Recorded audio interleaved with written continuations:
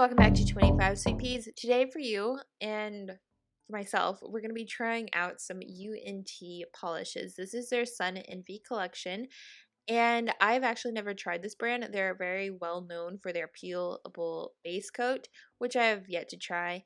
But we are trying out their Sun Envy polishes because they sent those over, and why not? Supposedly these are supposed to like cure in the sunlight and are supposed to give you like that gel-like look. However, I did not swatch these in the sunlight. I swatched them at night and they still cured just fine, dried really quickly. So don't dwell too much on the sun aspect of it. I think they dried just fine, like normal quick dry nail polishes. So I was really pleased with that. Now, as we go through these, you're going to notice that these polishes don't actually have names.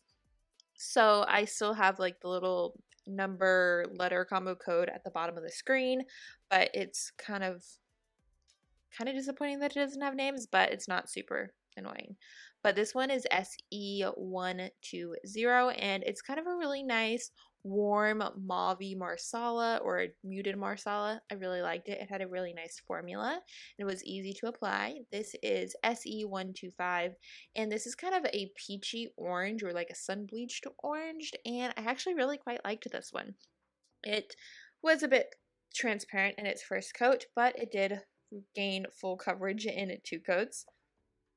One thing that I do want to like make mention of is that I found the brushes in these polishes to be a little kind of stiff or hard, and whenever you'd like put on your final coat, it would kind of leave you thinking, great, is there going to be like a line in my polish?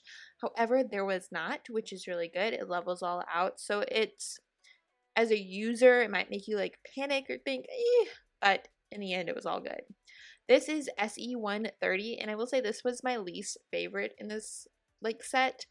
I mean, it applies really nicely, but the color is just not for me, in my opinion. Then we have SE135, which is kind of a pale dusty blue that has a kind of a teal shimmer in it, and it is really pretty. I was interested to see how the shimmers would kind of perform since the creams did perform so well. Shimmers are sometimes hit or miss, but this was really nice, and it does have a creamy like feel to it as you put it on. It covered perfectly in these 2 coats. And while we're just here chatting while this dries, I also want to say that the polish bottles for these are a bit smaller than your average bottle. They're still bigger than what most would consider a mini bottle. So they're like kind of somewhere in the middle. And I feel like it's still going to last you a long time. And I don't feel like there's any issue with it. Sometimes the little bottles can be annoying in the fact where you get about like a third down into it and it starts to get gummy. I don't feel like this would happen with these polishes. So just keep that in mind. They are smaller than a normal polish, but I still feel like they're going to last just as long. Now we're onto a shade called SE140, and this is different than everything else that we have swatched. This is a full-on like glittering, shimmering polish. No cream aspect to it. It is kind of a purpley jelly-like base going on here. And it applies really nicely and builds rather quickly too. And I really like it actually. So perfect in 2 coats. Then the last shade we have is called SE045. And this is kind of a polish that I feel like would almost be better as a topper. It's kind of a frosty white / silver micro glitter, scattered micro glitter, where it does kind of build up to a pearly like finish, but as you guys can see on the first coat, you could wear this as a topper. But if you do want to wear it to the color that it is in the bottle, you can achieve that by doing 3 coats. So not too bad because it does dry really quickly, but overall probably not my favorite. But here is a look at all of the polishes.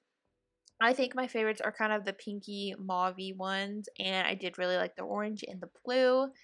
And I mean, altogether, they all performed really well. I would say the only one that I didn't like color-wise was the one that you guys are seeing in between the orange and the blue. I didn't love that color. And then the kind of pearly white silvery shimmer one is probably not a polish that I would personally gravitate towards too.